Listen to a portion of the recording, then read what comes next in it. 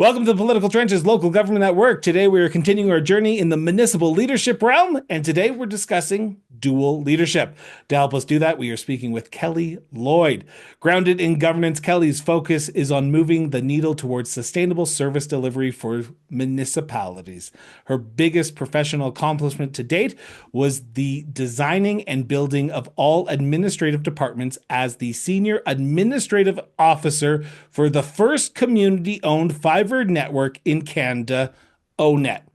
3 years ago, in 2022, Kelly became the CAO of not one, but two communities in southern Alberta, the town of Milk River and the village of Warner. So with that, welcome to the show and the political trenches, Kelly. Thank you for having me. So, Kelly, to kick off the line of questions, I'm going to just start with a simple one. Can you walk us through how you became the CAO of not just one municipality, but two municipalities in southern Alberta? So, me going along at that time, I hit it at a time just right in the fact that there was already my predecessor in the dual role. The years that Milk River and the village of Warner began sharing a CAO, I believe they are before my time by a couple of years. So at that time, I'm not 100% what the sorry. There needed to be, some dual a sharing of an administrative role due to some challenges that the village of Warner was foreseeing. And also it was timely in the fact that the town of Milk River was looking for a CAO. So I believe a pitch was made to both councils and both councils agreed. And thus the dual shared role for the CAO came into fruition. And I was fortunate enough to be looking for a small community to be closer to my children and my my grandbaby was born at that time. So yes, it was, I had a little bit of a selfish reason for coming down to the south. So, Kelly, you say that there was already discussions happening between, or at least there was need identified between the two municipalities. Was there a formal process or an agreement between the two municipalities to share the CAO before you took on the role, or did that merge sort of as you moved into the positions? I can't really speak to what arrangement was made prior to me being here. But for me coming on board, it was an arrangement that the town of Milk River would be the lead managing partner on this process. And so they're the ones that do the full payroll, the contract management, et cetera, and then bill the services out to the village of Warner for their portion. And in that contract, just stipulates how many hours per week each municipality receives. Right. And I've met a lot of CAOs in my time. I think it's fair to say most CAOs, I don't want to say struggle. It's in the forefront of their mind all the time, how they're going to deal with the council they have, and how do you balance the political of council and the operational needs of the municipality, that sort of thing. You've got two councils that I'm going to say manage in a very diplomatic way. How do you divide your time and your attention between not just the councils, but between the needs of two separate communities, two separate operations? It is a balancing act, absolutely. To come in and try to learn about a municipality, get yourself familiar with the staff, the processes, the projects that are ongoing. It was a straight up learning curve that I lived in my son's holiday trailer at the campground for the first, March to November of my first year. So it was interesting because, yes, I needed to learn about both municipalities, but I also felt like I was on secondment because I was camping. So it was a different dynamic. Just the more that you work with individuals, the more you get to learn about their personalities, what are the things that interest, what's their passion, and working on how to communicate with them. To talk about dividing my time, definitely tricky in the beginning, and I'm not going to lie, it's still tricky. But I had to, and I forget at what point within my first year, to say to both councils. So like Milk River, I work Monday, Wednesday, Friday. In Warner, I work Tuesday, Thursday. And so I had to try and put some boundaries around. And I know that it's not going to be this way all the time. There are emerging needs that happen and emergencies that do crop up. So it's not like I'm not available, but I needed to try to put some structure. So I said to both councils, this is kind of what I need.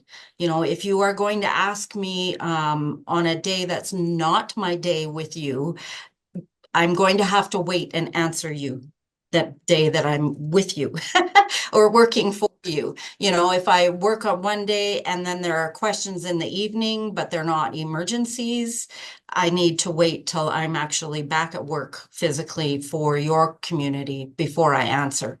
And it's been, as far as I know, it's been going okay. It definitely helped alleviate a lot of a fast tracking of things that were happening. It just was going too fast and too much all at once, right? As far as individuals and residents, businesses of the communities, it's also, I think, taken a little bit getting used to. I think it was positive in the fact that my predecessor sort of set the stage already.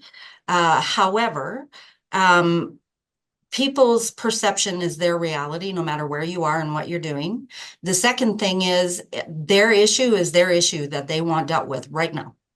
They're not going to wait until the CAO is in the office the next day or the next available time, right? So you have to deal with those and try to balance it out as best as you can.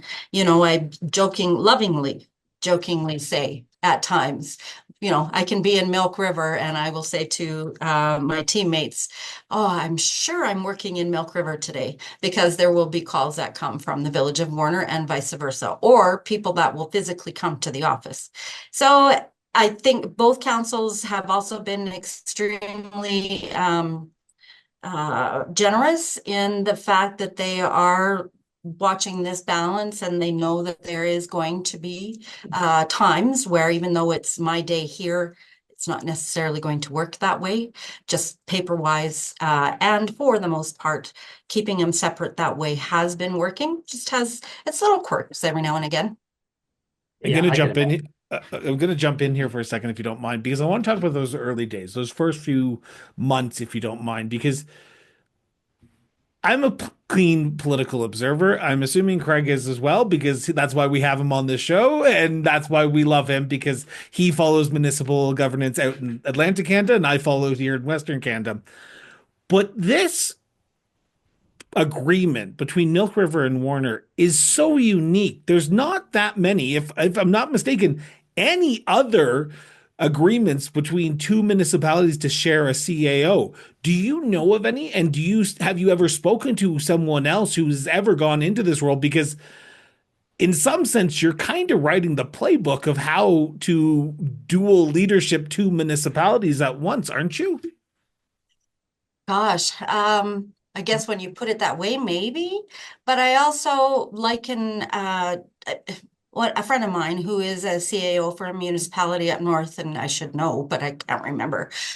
She looked after 5 summer villages. So I don't know what the dynamics are there.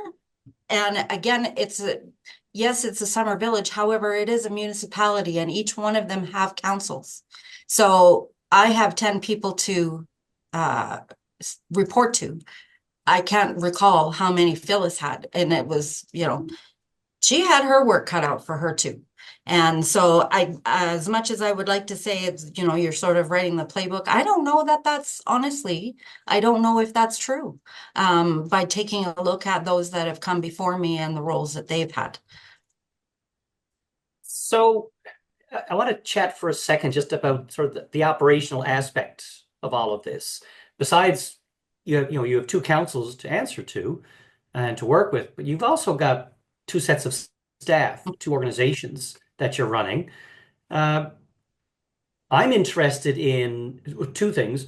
What are some of the biggest challenges just from day to day in running two organizations? And how are you managing, or is there to manage, a difference in terms of office culture or organizational culture. Not every municipality operates internally the same way. And how much of a challenge was that to learn and juggle? So, first and foremost, both places that I work for, the staff in both communities have been super fantastic. They know their job. I'm not there to babysit them. They're grown people that have jobs to do, and they know what they need to do. So unless it goes outside of that, I'm not going to interrupt too much. I'm definitely not a micromanager. So first and foremost, both communities I work with great people. Second of all, with the organizational culture, they're both small communities. One is definitely about 500 people smaller, so it will have its unique things. So it was just learning through osmosis and just working with people. A lot of it is communication, and everyone's communication style is different. How they communicate and how they receive the communication. So it's learning all about those little idiosyncrasies as well as the 10 people I report to. So because they're two small communities, a lot of people know a lot of people and they know each other. Yeah. And Yeah. so there's been some sharing of information, sharing of some duties, more on the public works side of things. And I've been trying to take advantage of the fact. I mean, I feel bad, should any community go back to having one, things may be different as they work through processes, but for me, it's been a positive in the fact that, okay, well, I need you to talk to the super over here because I know we have this in this community and maybe we can help each other out. The other piece to that is bulk buying. So Ah, it's, trying to share and create efficiencies in the financial aspect of it too. One community may have things that they can do operationally that the other community cannot. And so it's tapping into those resources. One community can generate a little bit of money where the other community doesn't have to pay an arm and a leg to have that service. that's really interesting. So you are in a really unique position to understand when one organization might actually be able to help the organization, not just see it, but actually do something about it, which is very rare across this country. I know where I live in Newfoundland and Labrador, there are 275 municipalities. We're only 520,000 people in the whole province. Yeah. And I've always thought some sort of sharing or merging of administrative, leadership at the top might be an interesting thing to do. How do you, I mean, you've got your operational role. You're running the municipality, council decides what, you decide how. But you also have a role in making sure that you're advocating for each of these municipalities if they want to talk to the provincial government or whatever.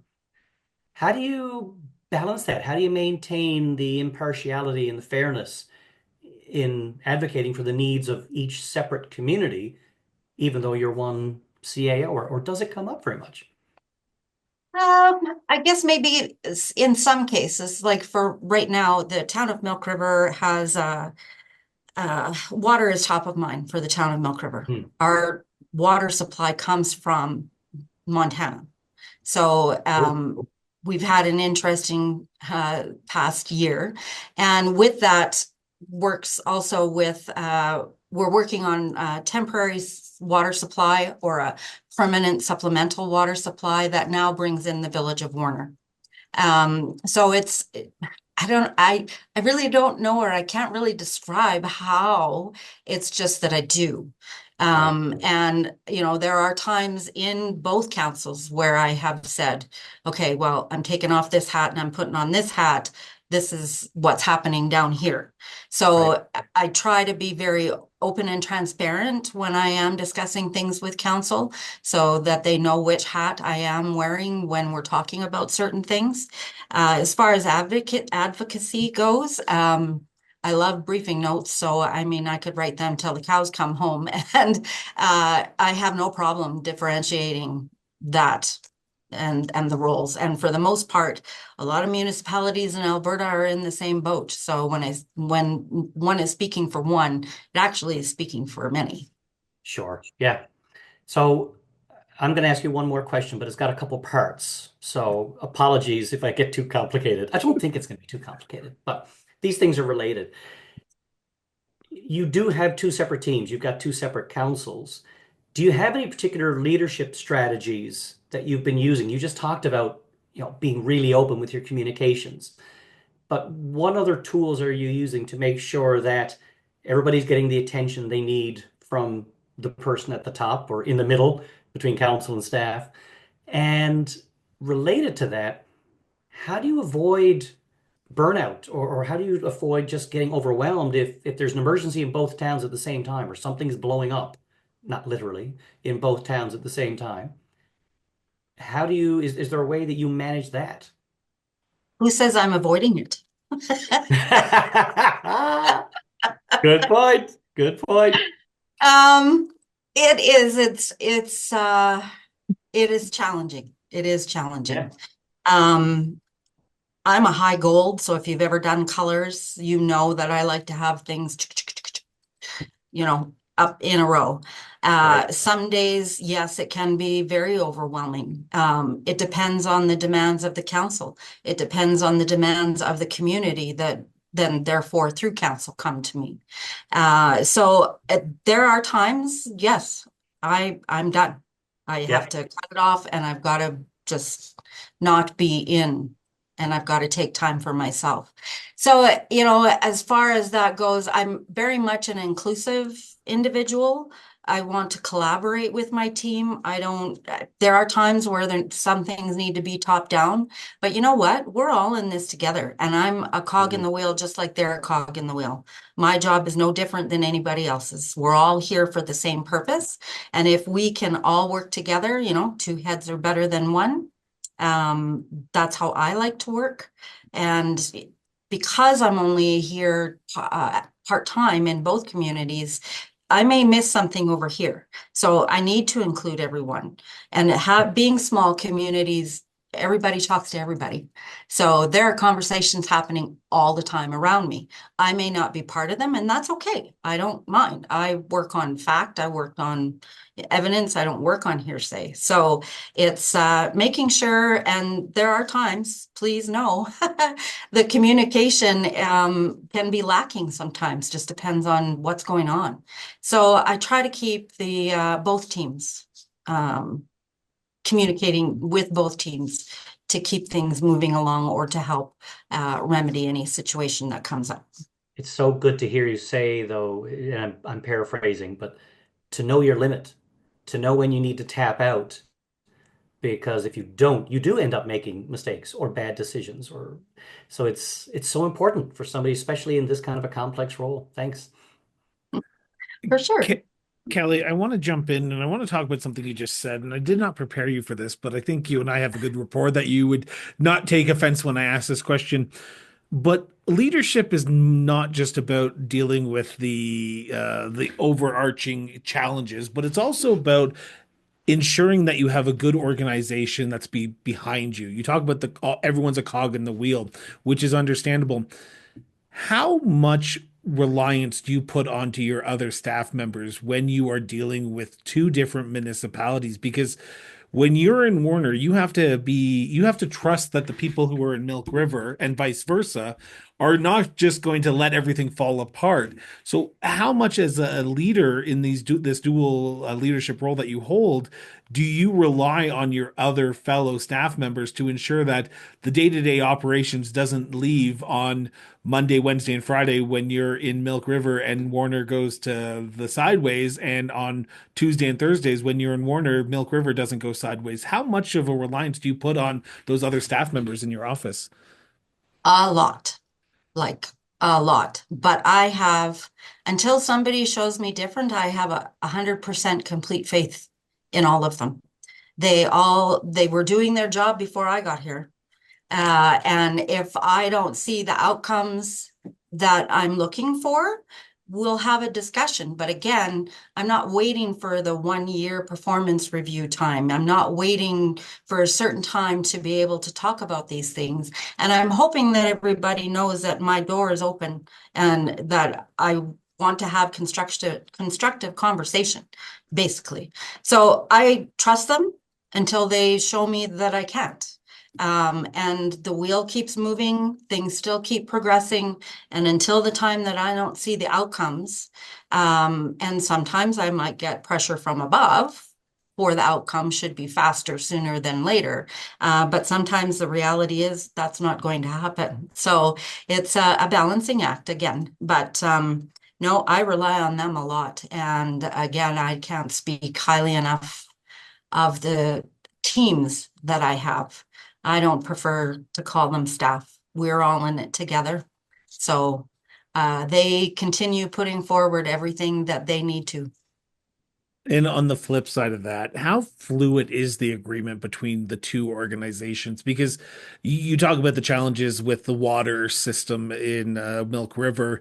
When that blew up, and I use that phrase very lightly, not in the sense that it actually blew up, but there was challenges and there was leaks and all that, you can't just walk away from an emergency while it's going on and say, oh, it's Tuesday, so I have to go to the village. So I'm no longer going to be dealing with what's going on in Milk River.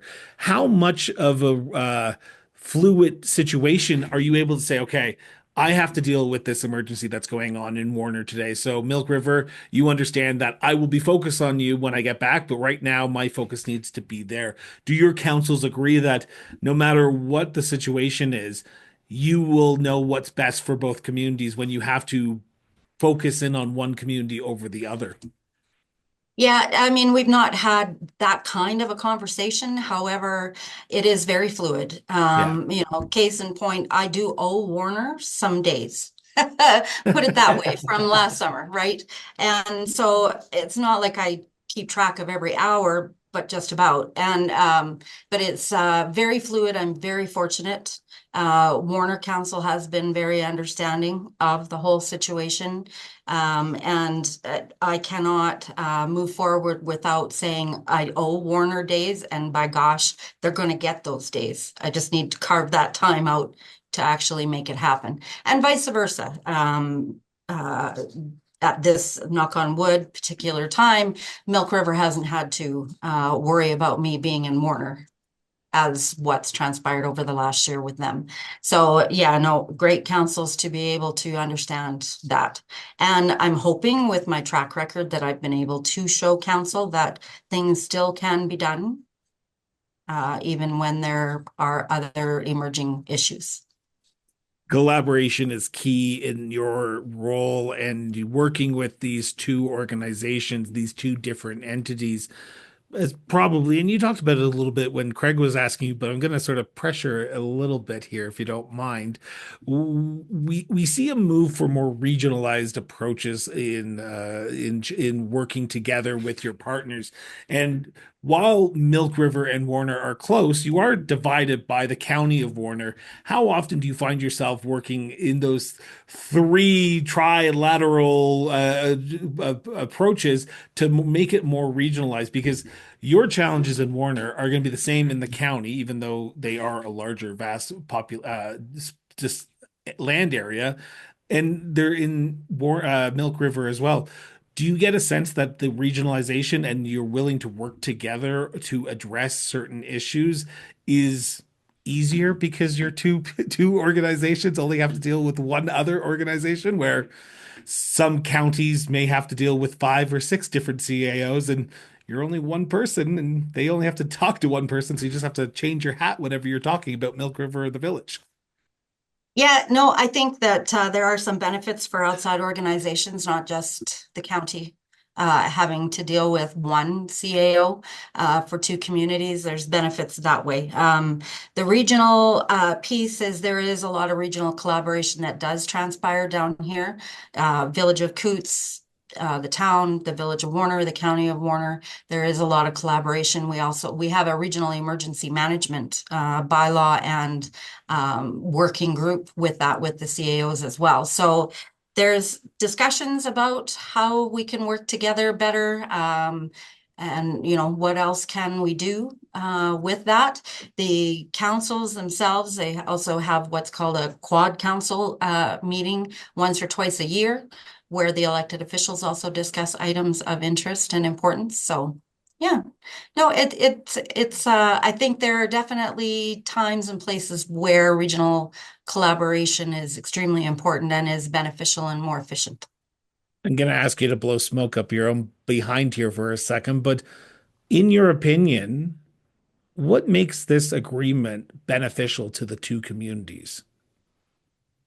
Ooh, what Because makes it? there are many other municipalities, and not just in Alberta. I can imagine in Saskatchewan, Manitoba, smaller communities. You are finding it harder and harder to find good CAOs who are willing to come in. And I'm gonna burst a big bubble here, but CAOs in smaller communities do not get paid the same amount as CAOs in Calgary, Edmonton, St. John's. Just not happening. I just need to put that on the record. So you're Yeah. seeing more and more people not going into these smaller communities. But this agreement between Milk River and Warner, and I say you're writing the book, and I know you say you're not, but I'm going to keep on saying it because I think it's true. This could be transposed into Saskatchewan, into Newfoundland and Labrador, where many people are finding it hard to attract these CAOs. What is the benefit of having this dual leadership role that you and the village of Warner and the town of Milk River, I'm going to get that right at least once during this recording, has? Well, I mean, it is beneficial that there is one administrator looking after two places and a cost sharing with that. The thing that I would caution is it depends, and this is going to be rotational every 4 years. Well, in Alberta, it depends on the will of council. It depends on the makeup of the individuals on council. It depends on the community expectations, ergo the expectations that council has of the CAO. So there's a lot of variables in there. I think that this scenario that's currently taking place, it is working well, in my opinion. But we're up for election come October. I don't know who the players are going to be. I don't know what their viewpoints are going to be. And at the end of the day, it depends on the expectations that council have of their CAO of what needs to take place. Are there times where maybe some expectations are, even though I'm part-time, the expectations are full-time? I mean, just because I'm not here 2 days a week doesn't mean the organization shuts down, right?